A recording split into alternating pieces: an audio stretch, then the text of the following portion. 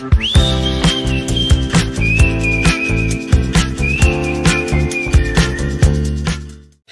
and welcome to a new episode. I'm Sara Toth-Egetö, one of the co-founders of Globedesk. And with me today I have Vivianne Aggestam, who is also one of our co-founders. Hi Vivianne. Hi.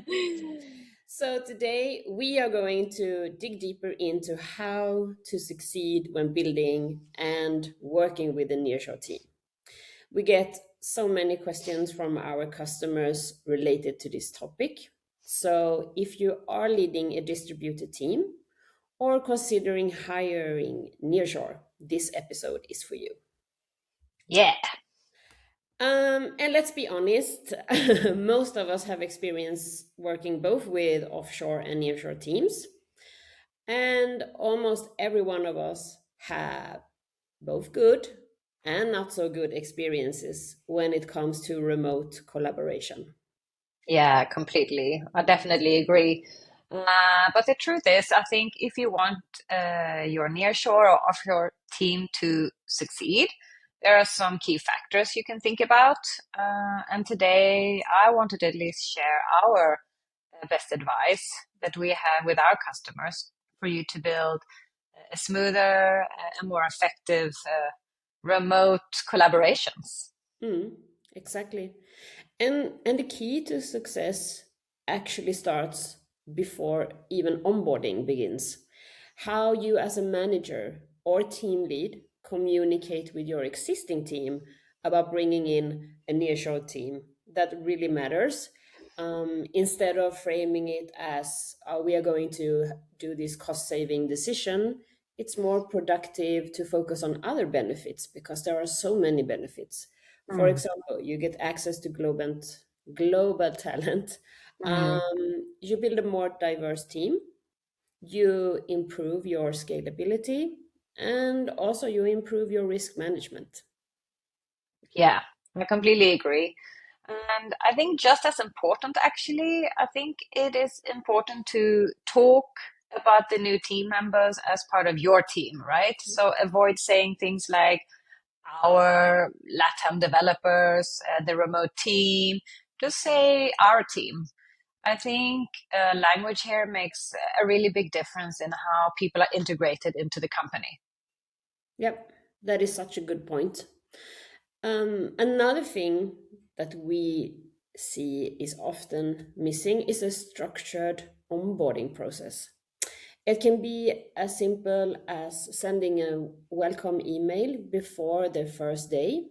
Let them know what to expect, when they are going to join their onboarding call, and links to the call, of course, and make sure that they have access to all the systems and tools so everything runs smoothly, and it also makes the consultants feel more welcome. Actually, it happens more often than you believe that our Yeah. consultants reach out to us during their first day at a new assignment saying, "Hey, Sarah, I haven't heard from the client. Do you know where I should connect? Where should I join the meeting?" And they are Yeah. still waiting for instructions from the client. Yeah, exactly. Exactly. And I think we always do these recommendations for our clients. I think it's really nice to assign a buddy or a little mentor from the start to have someone to just check in maybe during the first week to make sure they know all the administrative channels that they usually tend to go through, right? So they feel supported and it reduces this level of confusion. Hmm, I so Mm. agree. And I think it's very good if managers are clear about the role and the responsibilities, because having defined expectations from start around both tasks and goal makes everything so much easier, and it's so much easier for the consultant joining. And when it comes to performance and development, don't forget your consultants. Treat them like internal staff. Set quarterly goals, offer feedback, and include them in development plans.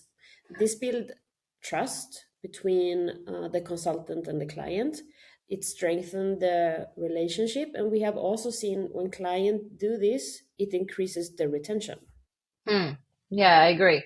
And I think what you mentioned a little bit, I think is really important to have a regular one-on-one with your consultants. It doesn't have to be that long, but I think most of the consultants that we have are quite senior. They have quite a lot to contribute. And if you don't really have that personal dialogue, those sort of opportunities can easily be missed. Mm. Um, I also thought of maybe to, if you have internal documentation, share that before the first day so a team member can feel that they can read up a little bit before their first day and understand a little bit their processes ahead of time. Yeah, totally agree. Another important thing is to make sure Nearshore members are included from day one. Invite them to the weekly meetings, the stand ups, and team celebrations as well. It's also a good idea to explain how your company communicates. When and how do you communicate? What is expected in terms of response times and which tools they should use. Yeah, yes, I agree. I think one thing that I wanted to add there maybe was clarifying working hours.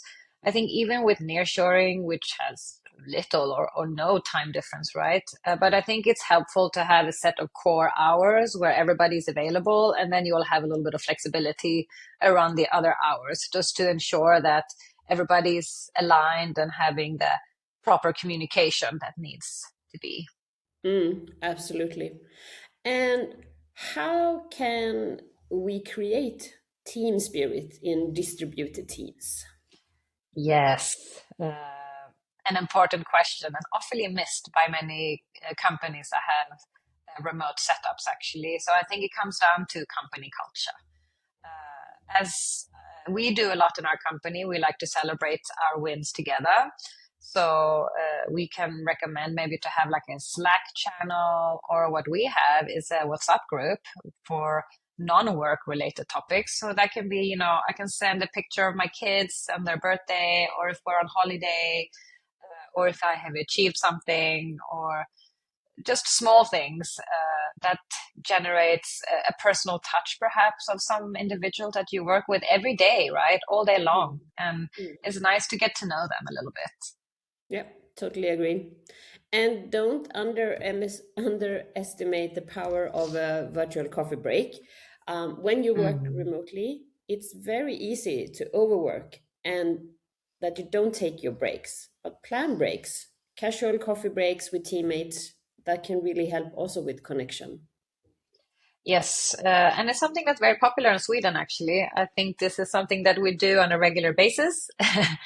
And if budget allows, I think it would be really amazing if you bring together your team once a year. So, you know, as everybody knows, we're big fans of remote work, right? But I think a team retreat can be like a real game changer.